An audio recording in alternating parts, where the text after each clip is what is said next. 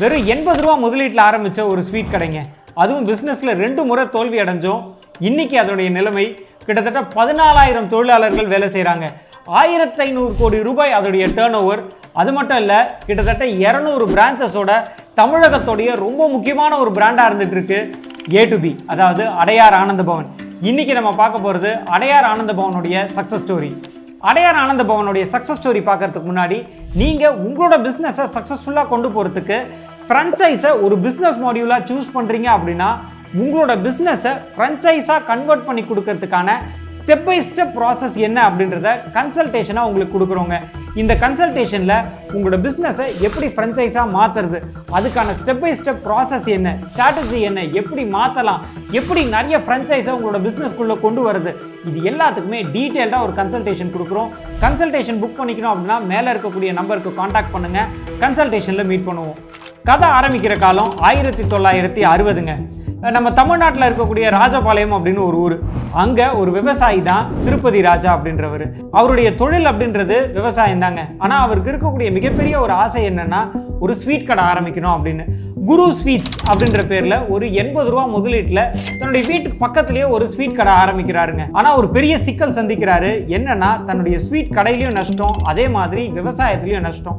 சரி, இருக்கிற நிலத்தை எல்லாத்தையும் வித்துடலாம் அப்படின்னு வித்துட்டு அங்கேருந்து குடும்பத்தோட பெங்களூருக்கு புலம்பெயர்றாருங்க.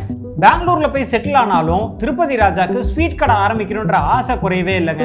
அதனால திரும்ப ஒரு முறை, 2வது முறை 1970வது வருஷம் ஸ்ரீனிவாசா ஸ்வீட்ஸ், அதாவது தன்னோட பையனோட பேரான ஸ்ரீனிவாசா அப்படின்ற பேரை சேர்த்து ஸ்ரீனிவாசா ஸ்வீட்ஸ் அப்படின்ற பேர்ல பெங்களூர் மல்லேஸ்வரத்துல ஒரு ஸ்வீட் கடை ஆரம்பிக்கிறாருங்க.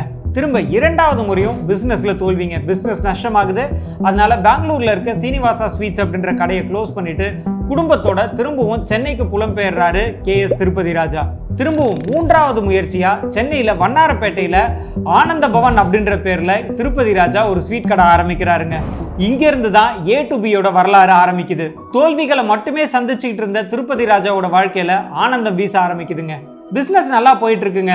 மக்களோட ஆதரவும் கிடைச்சிருச்சு. அது மட்டும் இல்லாமல் தன்னுடைய 2 மகன்களான வெங்கடேசன் மற்றும் சீனிவாசராஜா, இவங்க 2 பேரையும் பிஸ்னஸ்ல சேர்த்துக்கிறாரு. சரிங்க, ஆனந்த பவன் அப்படின்ற பேரு எப்படி அடையார் ஆனந்த பவன் அப்படின்னு மாறுச்சுன்னு தெரிஞ்சுக்கணும் இல்லையா? இதுக்கு நம்ம போக வேண்டிய காலகட்டம் 1988. 2வது பிரான்ச் ஆரம்பிக்கிறாரு திருப்பதி ராஜா. இந்த முறை லொகேஷன் எங்கன்னு பார்த்தீங்கன்னா அடையார். அடையார்ல ஆரம்பிச்ச ஸ்வீட் கடை ரொம்ப நல்லா போச்சுங்க. அதுக்கு ஒரு முக்கியமான காரணம் என்ன அப்படின்னு பார்த்தீங்கன்னா, திருப்பதி ராஜாக்கு இந்த பெங்கால் ஸ்வீட்ஸ் எல்லாம் இருக்கு இல்லைங்களா, அதெல்லாம் ரொம்ப கைவந்த கலைங்க. அதனால அடையார் பிரான்ச்சில் பெங்கால் ஸ்வீட்ஸை ஒரு முக்கியமான ஒரு பலகாரமாக வச்சு விற்க ஆரம்பித்தார். இதை பல மக்கள் கன்சியூம் பண்ண ஆரம்பித்தாங்க. அந்த பிராண்டு ரொம்ப பாப்புலர் ஆச்சு. ஏரியாவோட பேரையும் சேர்த்து அடையார் ஆனந்த பவன் அப்படின்னு மக்கள் கூப்பிட ஆரம்பித்தாங்க. நினைச்சா தன் திறமையால ஒரு லேண்ட்மார்க்கே மாற்ற முடியுன்றதுக்கு அது உதாரணம்.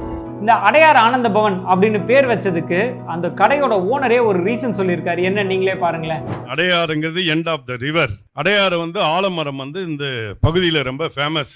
அந்த ஆலமரத்துக்கு அழிவே இல்லைப்பான்னு, எப்பயுமே அழியாதான்னு, எப்பயுமே அழியாதுன்னு. ஆக இந்த ஆலமரத்தை மாதிரி நான் நிறைய பிரான்ச்சஸ் பண்ணி நிறைய ரூட் என்னை எப்பயுமே என்னை கீழே விடாம இந்த பிரான்ச் என்னை காப்பாத்திடும். திரும்பவும் கதையில ஒரு ட்விஸ்ட்டுங்க. திருப்பதி ராஜாவுடைய மகன்களான வெங்கடேசனும் ஸ்ரீனிவாசராஜுவும் கம்பெனியை டேக் ஓவர் பண்றாங்க. பிஸ்னஸ் வெறும் ஸ்வீட் கடையா இல்லாம ரெஸ்டாரண்டா மாற்றணும் அப்படின்னு முடிவெடுக்கிறாங்க. இதை தான் நம்ம பிஸ்னஸ் டைவர்சிஃபிகேஷன் அப்படின்னு சொல்றோம். 2005 ரீபிராண்ட் பண்ணி முதல் ரெஸ்டாரண்டான A2Bயை லான்ச் பண்ணுறாங்க அடையார் ஆனந்த பவன். ஆனால் ஒரு முக்கியமான விஷயங்க, சென்னையில் அந்த சமயத்தில் சரவணபவன் கொடிகட்டி பறந்துட்டு இருந்தாங்க. இந்த காம்படிஷனை எப்படி நம்ம ஓவர் கம் பண்ணுறதுன்னு பார்த்தாங்க. அவங்க சூஸ் பண்ண ஒரு விஷயம் ஹைவேஸ். அந்த காலத்துலலாம் ஹைவேஸில் பெருசாக நல்ல ஒரு ரெஸ்டாரண்ட் அப்படின்றதே கிடையாதுங்க. ஸோ இவங்க சூஸ் பண்ண லொக்கேஷன் அப்படின்றது பெங்களூர்லேருந்து சென்னை, அதே மாதிரி கோயம்புத்தூர், இந்த மாதிரி நெடுஞ்சாலைகளில் இவங்களுடைய பிரான்ச்சஸை எஸ்டாப்ளிஷ் பண்ணலாம் அப்படின்னு முடிவு பண்ணுறாங்க. யோசிச்சு பாருங்களேன், நம்ம இங்கேருந்து ஒரு பெங்களூருக்கு போகிறோம், இல்லை ஒரு பெரிய ஹைவேஸில் ட்ராவல் பண்ணுறோம் அப்படின்னா தாபா மாதிரியான கடைகள் இருக்கும், இல்லை சின்ன சின்ன கடைகள் இருக்கும். அந்த இடத்துல A2Bயை பார்த்தோம் அப்படின்னா கட்டாயம் நிறுத்தி ஏதாவது சாப்பிட்டு போவோம். கரெக்டாக? அதுதான் இவங்களோட ஸ்ட்ராட்டஜி. கொஞ்சம் கொஞ்சமாக பிஸ்னஸ் வளருது. கிட்டத்தட்ட 175 பிரான்ச்சஸ் வரைக்கும் ரீச் ஆகுறாங்க. அது மட்டும் இல்லாமல் வெளிநாடுகள்லையும் இவங்க பிரான்ச்சஸை ஃப்ரான்ச்சைஸ் மாடியூலில் ஆரம்பிக்கணும் அப்படின்னு நினைக்கிறாங்க. யூஎஸில், சிங்கப்பூரில், துபாயில், ஆஸ்திரேலியாவில் அப்படின்னு பல நாடுகளில் அடையார் ஆனந்த பவன் தன்னோட ஃப்ரான்ச்சைஸ் பிராண்டை எஸ்டாப்ளிஷ் பண்ணுறாங்க. இன்னைக்கு ஏ டு பியில் கிட்டத்தட்ட 14,000 தொழிலாளர்கள் வேலை செய்கிறாங்க. இவங்களோட ஆனுவல் டேர்ன் ஓவர்னு பார்த்தீங்கன்னா 1,500 கோடி ரூபாய். அது மட்டும் இல்லாமல் 200 பிரான்ச்சஸோட வலுவாக ஆலமரம் மாதிரி ஸ்ப்ரெட் ஆகியிருக்காங்க. இவங்களோட வெற்றிக்கு பின்னாடி இருக்கக்கூடிய 3 முக்கியமான காரணங்கள்ங்க.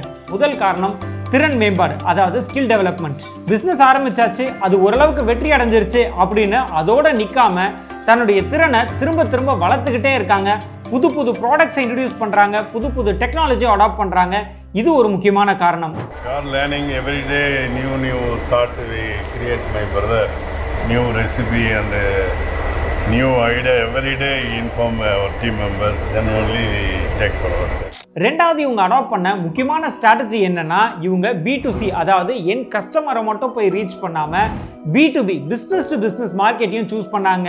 எப்படின்னா, இவங்களுடைய ஸ்வீட்ஸு, இவங்களோட காரமெல்லாம் இருக்கு இல்லையா, இது எல்லாத்தையும் பேக் பண்ணி மற்ற ஸ்வீட்ஸ் கடைக்கும் டிஸ்ட்ரிபியூட் பண்ணாங்க. ஸோ B2B மார்க்கெட்டையும் இவங்க கேப்சர் பண்ணாங்க. மூணாவது முக்கியமான காரணம் விடாமுயற்சி.